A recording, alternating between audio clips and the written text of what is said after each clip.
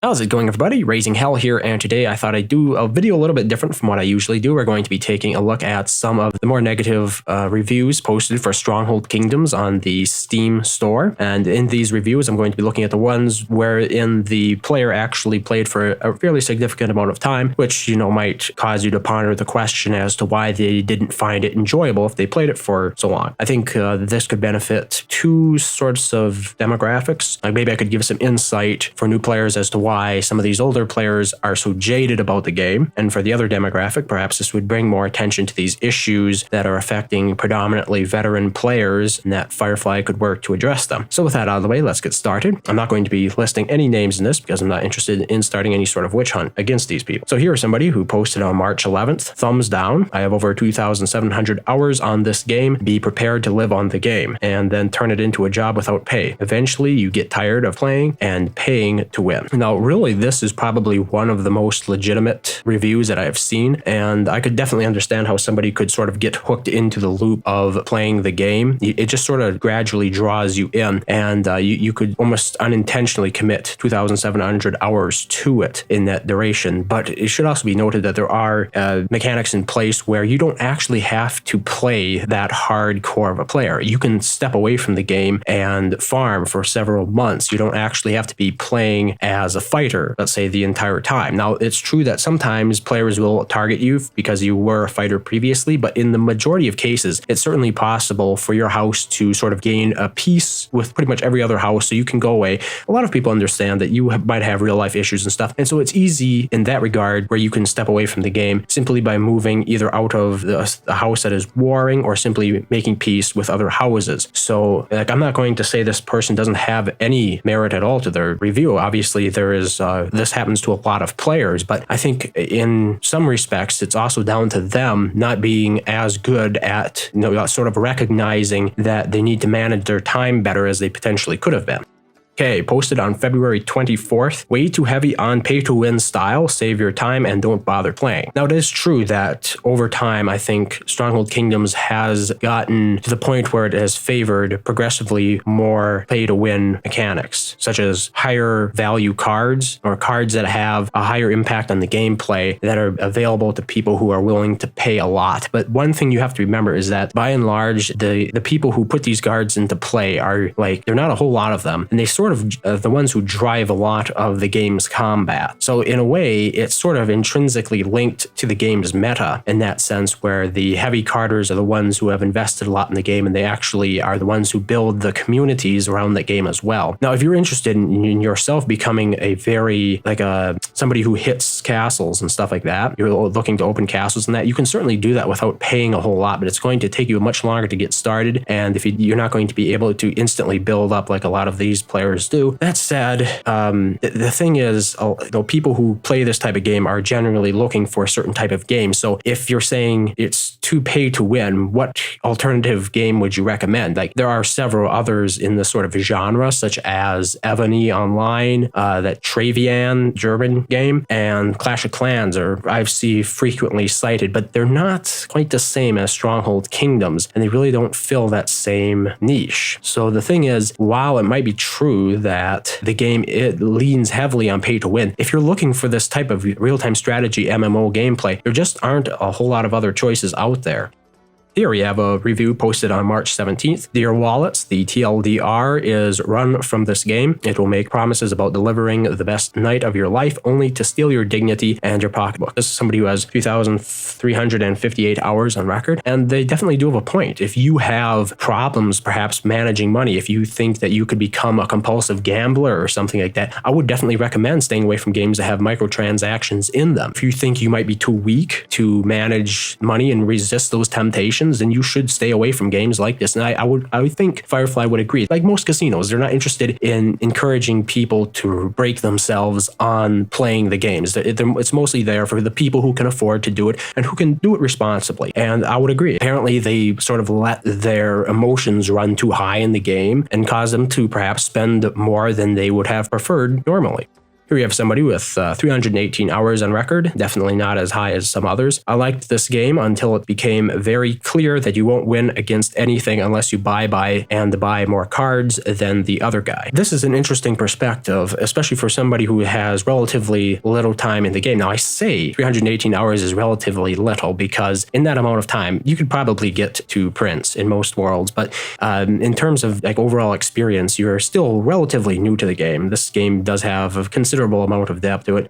So they're saying that you won't win against anything unless you buy more cards. Yes, this is true if you're doing 1 versus 1. But the thing is, Stronghold Kingdoms is largely about team versus team. So you might not be spending any money on the game, but that doesn't necessarily matter because there are players in your faction, like 3 or 4 of them, who are spending the majority of their money to bring your faction into the competitive ranking, and so is the enemy faction. And this generally balances out. Now, there definitely are cases where the player base of a world dwindles and then like super majority factions take over that have all the high-paying players in them for the prizes and stuff. But by and large, most wars sort of divide themselves based on the paying players in factions going to war with each other, and the other players definitely can help. If you're looking for a much less stressful role in the game, being a supporting player is not a bad gig at all. It's much easier to like disinvolve yourself from the world if you're not one of the leading members of it. But if you're that type of player who wants to be the main, and Stronghold Kingdoms might not be for you because it does require a lot of time and money, really.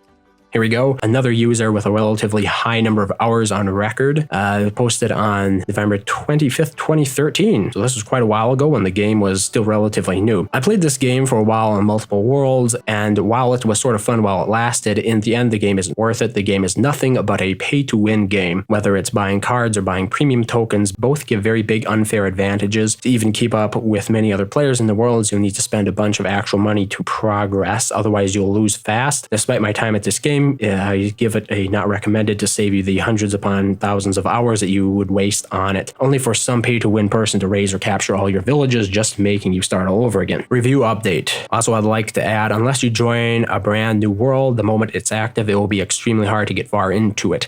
Yeah, so this player, a lot of what they say is a common sentiment, but I think it overlooks the fact that the game is much more team-based than a lot of players initially give it credit for. And as I've mentioned before, it is more about faction versus faction conflict rather than player versus player conflict. And that means that even if you do not spend much money in the game, like myself, I have spent about $20 on Stronghold Kingdoms and I've played it for about 5-6 years, you can still make a significant impact in your faction because there are so many other roles that you can fulfill. Like, you could simply be somebody who manages the players in the faction. You could be a diplomat, for example. These roles don't require any money, but they do require a certain set of skills that some players do and don't have. Like, if you're a hot-headed sort of person, you might not make a good diplomat because you'll be continually setting off little faux pas perhaps with the other factions because you can't perhaps control your tongue.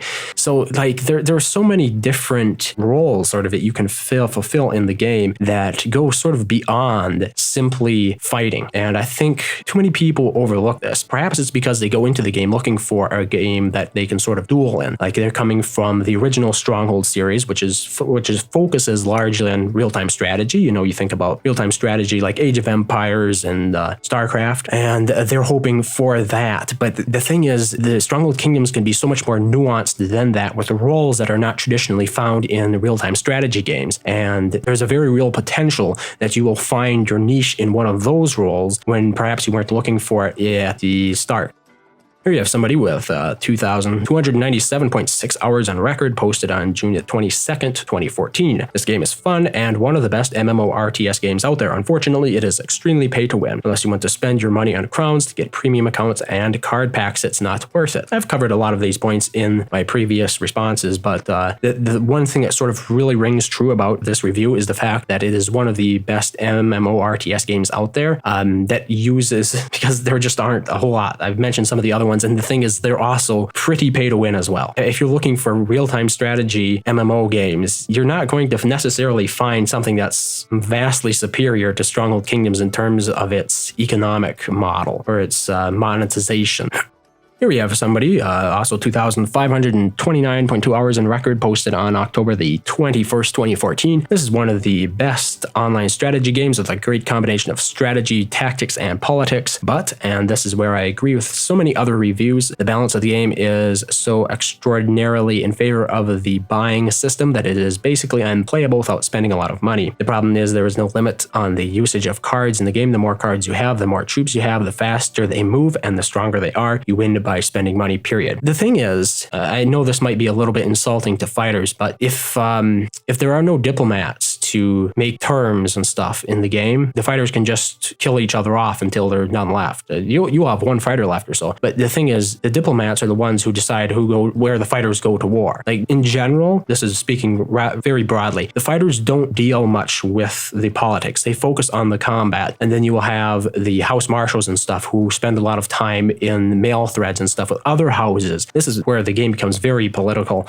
They'll spend a lot of time in mail threads with other houses, making deals with them and, trying to work out negotiations and stuff like that for territory. And that is a very big aspect of the game. So if you are only looking, like I've said before, if you're only looking for real-time strategy, the classic real-time strategy in an MMO format, Stronghold Kingdoms is much more than that. And that might be why you're disappointed.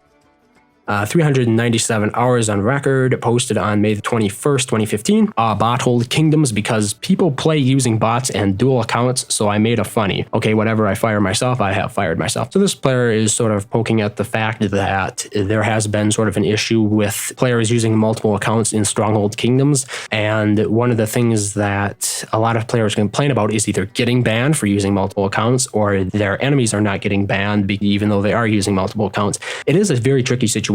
And I guess the best thing I could say about it is that Firefly is continually looking towards improving it, especially with these most recent rule set that they announced with the era rules.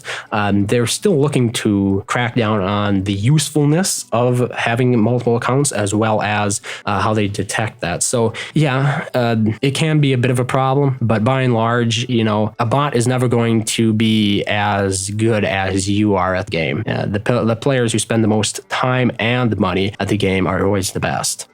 Here we have somebody relatively new to the game. I say that, 148.5 hours on record. This game is not made for new players. The worlds are unfriendly, and you will get nowhere due to the high-ranking people around you destroying your village. The developers of a much-loved series, Gone Bad with this MMO, have given you a chance. All you have to do is give in to their microtransactions. I don't see why they can't have a one-off payment for the game up front like any other game instead of implementing a pay-to-win system. What could be a truly wonderful game is ruined by the fact you have to pay to beat the system. One of the things about MMOs is that they are a continual cost to the developer and usually are continually in a state of development. Like you think about WoW over the years, for example. A single time payment has never really been a feature of these sorts of games, these MMOs. So I don't think that's really a fair critique of it or strike against it, like you've put it. But one of the things that they've mentioned here is high-ranking players destroying your village. It depends on how you behave as a player. And especially if you get to know some of the local steward and local sheriff around your area, some of the local houses, all that kind of stuff means that you'll be under their protection and you won't have to worry about a thing. You don't have to. I guess this is the main point. When you are a new player, you're not expected to hold out against the prince ranked players, okay? They will destroy your villages. That's where the idea of factions and houses come into play, because factions and houses offer you protection. You are flying their colors, so if anybody messes with you, they mess with all the big players in that faction as well. So I assume what might have happened with this player is they played it neutral. They just played it by themselves. And that's really not how the game is meant to be played. If you're playing by yourself, you're going to get targeted. Unfortunately, that's sort of the reality of it. So you need to find a house or a faction and a group of players to actually fight with you and for you. Otherwise, you're probably going to have a bad time.